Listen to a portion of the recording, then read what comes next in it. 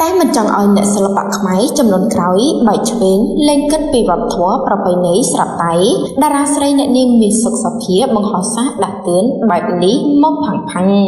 ប្រិយមិត្តអ្នកលេងបណ្ដាញសង្គមប្រកាសជាបានស្គាល់ច្បាស់រួចមកហើយនៅតារាចម្រៀងស្រីដ៏ល្បីឈ្មោះមួយរូបក្នុងស្រុកខ្មែរ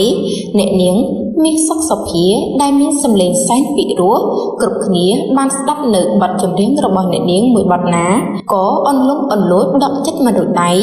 បើនិយាយពីបទបែបមនោសញ្ចេតនាវិញអ្នកខ្លះស្ដាប់ហើយចូលតួពេកស្រក់ទឹកភ្នែកតាមចម្រៀងដោយមិនដឹងខ្លួនក៏មានដែរ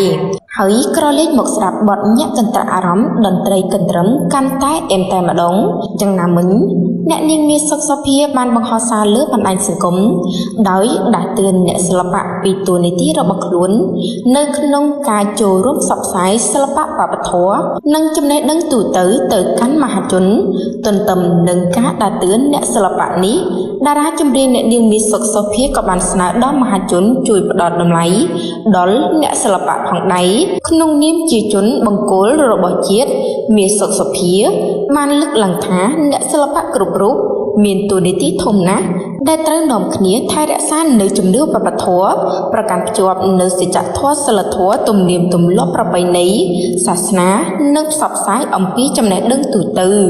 ដូចជាវិទ្យាសាស្ត្រប្រវត្តិសាស្ត្រប្រឡោមលោកជាដើមលក្ខនិងលក្ខ